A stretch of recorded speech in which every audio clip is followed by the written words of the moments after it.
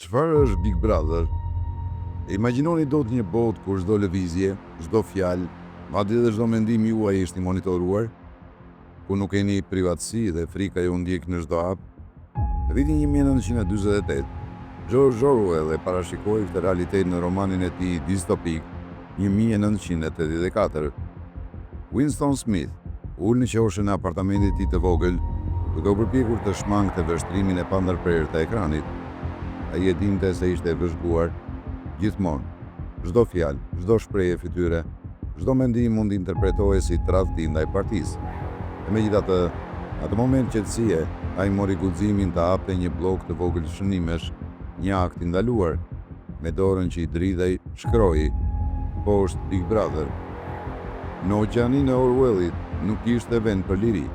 Partia kontrollonte gjithçka, jo vetëm veprimet e qytetarëve, por edhe mendimet e tyre.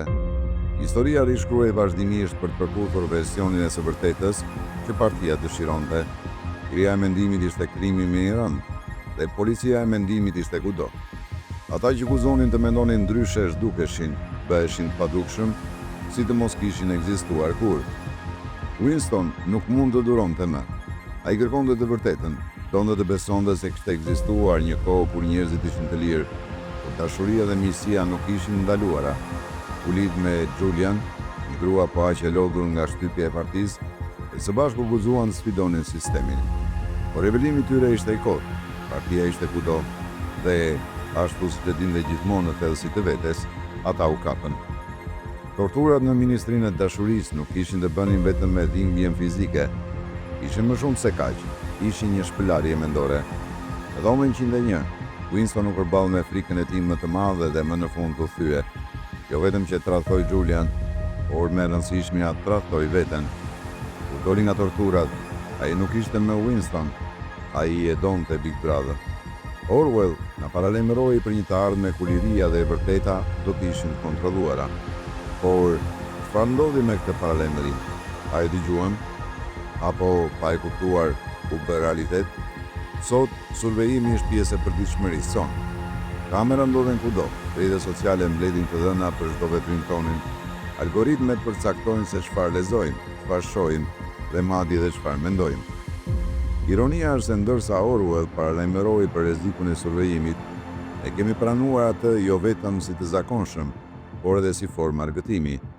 Reality show si Big Brother, i cili mori emrin nga libri i Orwellit, e ktheu idenë e vëzhgimit të vazhdueshëm në një spektakël që argëton miliona njerëz. Ky program u shfaq për të parë në vitin 1999 dhe u krijua nga John de Mol, një producent holandez, si dhe një eksperiment social që synonte të vëzhgonte dhe dokumentonte sjelljen e individëve në një mjedis të mbyllur.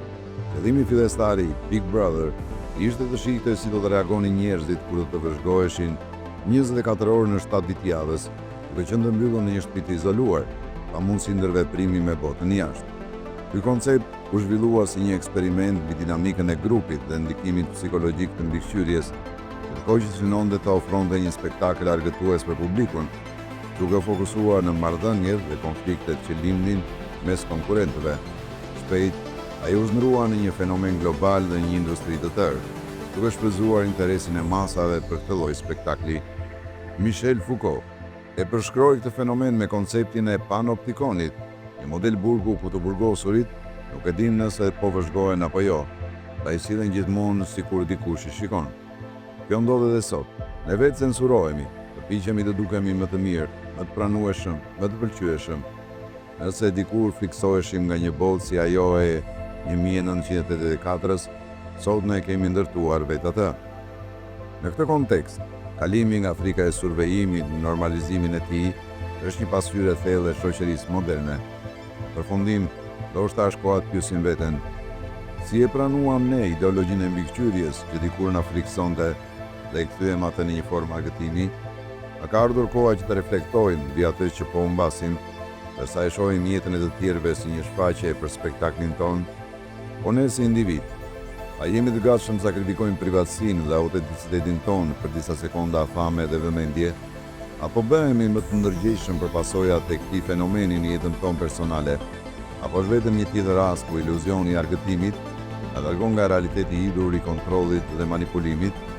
Dhe më e rëndësishmja, a mund të gjejmë një mënyrë për të rivendosur lirin ton larg syrit të gjithanshëm të Big Brotherit?